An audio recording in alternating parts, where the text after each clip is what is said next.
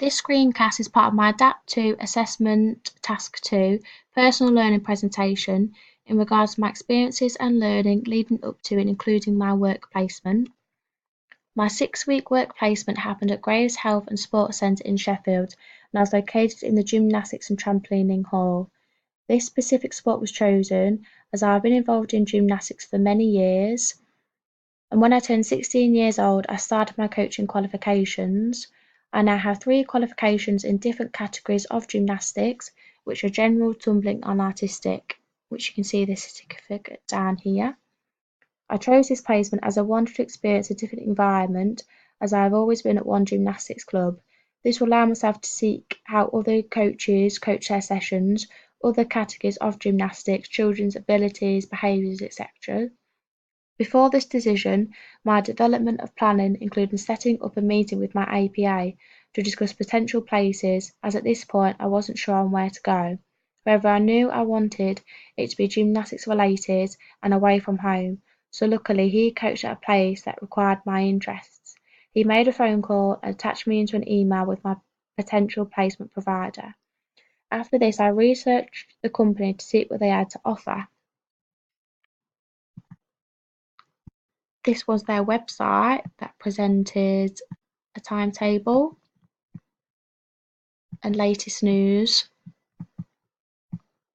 And then specifically, I then found the gymnastics website, which presented which sessions they delivered, and then what days and times, so I could get an idea of what I would be expected to help with and working hours. The reference here states that university graduates greatly value the experience of learning in the work placement, during placement, and the importance of teamwork and being given responsibilities, which I believe reflects onto my placement and my second year of university. Placement itself had a chilled atmosphere. I didn't feel there was a strict vibe, as the coaches were really friendly. I was introduced to many staff and coaches, and they got me involved in their conversations, which made me didn't feel left out. The main attraction in the hall was the trampolines. This was a new and exciting piece of apparatus I wanted to experience how they used to accommodate everyone. I arrived on time each morning and dressed appropriately in sportswear. I ensured this was important so I could make a good impression and present I was ready to help and learn. Each session I got stuck straight in. For example, I walked around correcting the children while they did their warm-up, instead of sitting down and just watching. I felt confident and eager to do it, as I've had many years of practice at what the coaches and wanted the coaches not to have to constantly ask me. I knew and had heard about preschool sessions but never experienced it, so this was very new and enjoyable for me, and I grew each week wanting to involve myself more and more, because it's the first steps into gymnastics and how fun it can be. I quickly learnt coaches and children's names, and when helping a certain group, picked up on some behaviour and ability levels. This was interesting to experience how the coaches and myself could either control or challenge certain individuals, such as making a skill harder or asking them questions on what body parts or muscles they were using, and then using discipline when necessary to ensure children were listening and getting themselves involved. The reference here states if athletes believe their coach is good at what they do, they are more likely to pay attention to instruction, and this will ultimately improve their performance.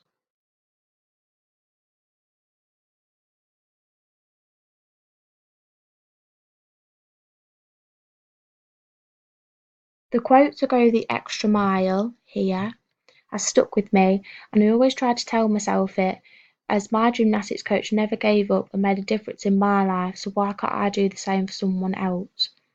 The experiences and or skills I felt I gained was confident, as I pushed myself out my comfort zone and had a sense of self-achievement, as I showed others what I'm good at and love to do. I didn't choose to stay at home where I'm comfortable and see the same people and coaches each week. I experienced the use of trampolines in preschool sessions, which in the future I'd like to take further and gain a qualification in. This can open new doors for my career and help towards communities to ensure children and others are remaining fit and healthy.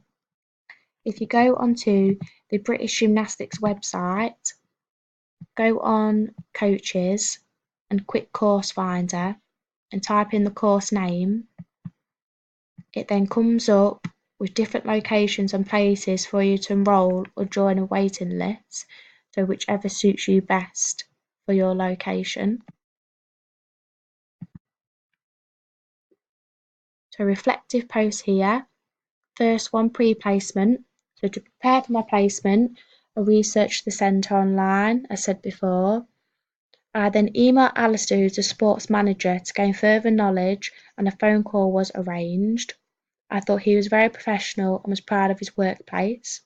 I explained my current gymnastics qualifications, which seemed to interest him, as we already have the knowledge and experience, but I wanted his help to expand this. And then after the phone call, I felt more prepared and ready for the day to come. Reflection 2, first week of placement.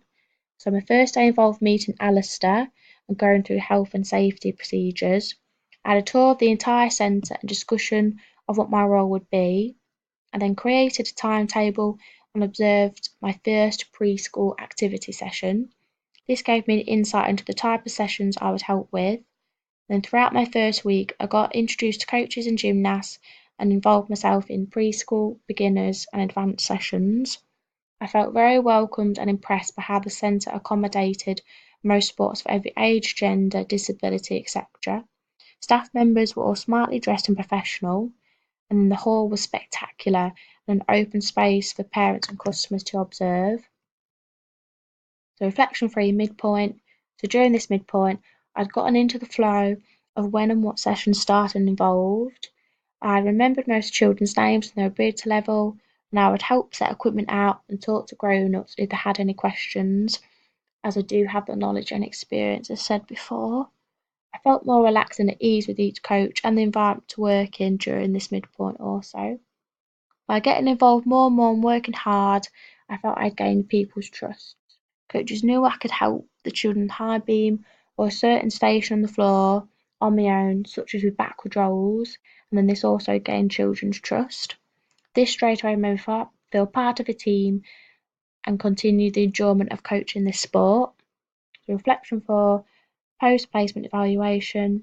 The final week included helping out as much as I could and ensuring each child had enjoyed their session. I put the children on certain stations, and then if they worked well, which most of them did, I then gave out stickers at the end. While some coaches set out equipment, I finished off the warm-up, whether it be a scenario or game, and then let them jump into the foam pit. I felt very enthusiastic and motivated to ensure my last week was the best it could be. I also felt sad to leave, as I had grew to know many coaches and children and how the centre worked. However, I could take away with me new ideas and session plans for other gymnasts I may coach in the future. Going into placement in second year, I had the experience of being a gymnast and coach and completing work experience in a primary and secondary school. However, during my sport coaching process module, I had to adapt what I have experienced to be able to coach a group of boys who had never done gymnastics before, which was a challenge but also very enjoyable.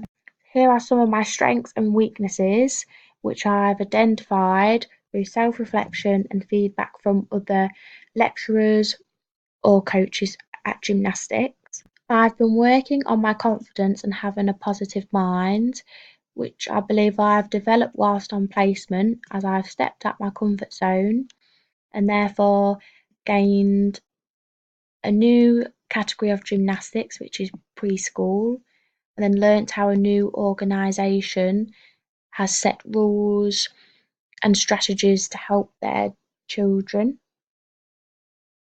From this, I know that now I have a chosen sport and a coaching style, as I have a calm voice and try to make it as enjoyable as possible.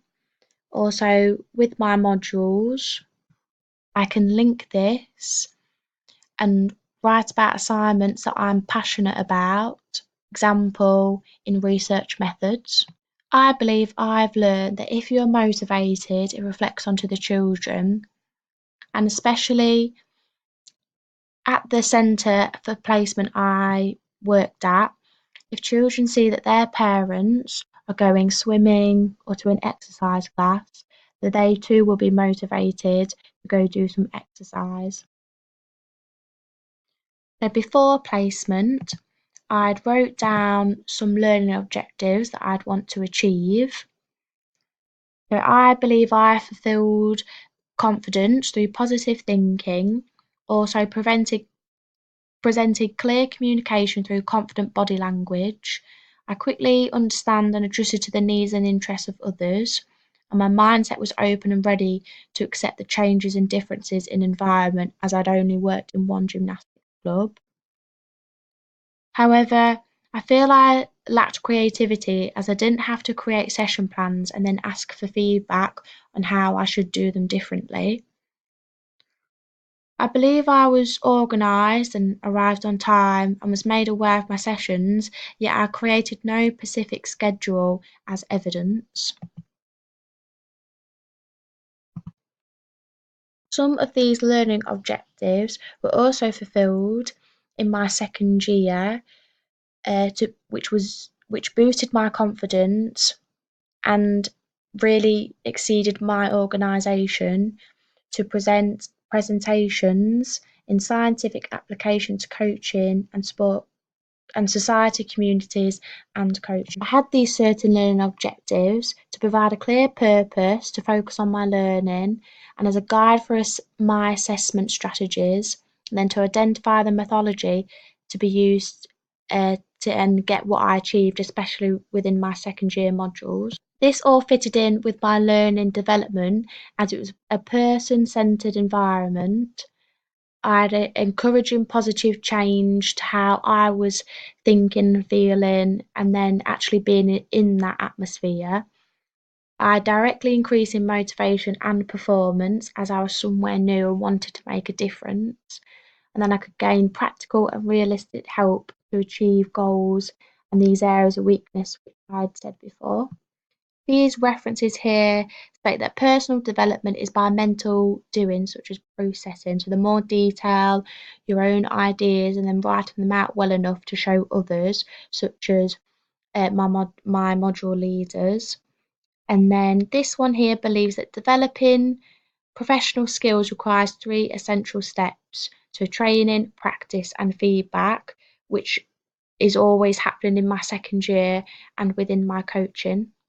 Overall, I have thoroughly enjoyed placement and believe, alongside my second year modules and practicals, has made me a better coach. However, there is always room for improvement, and I will take these along with me into my third year and continued coaching sessions.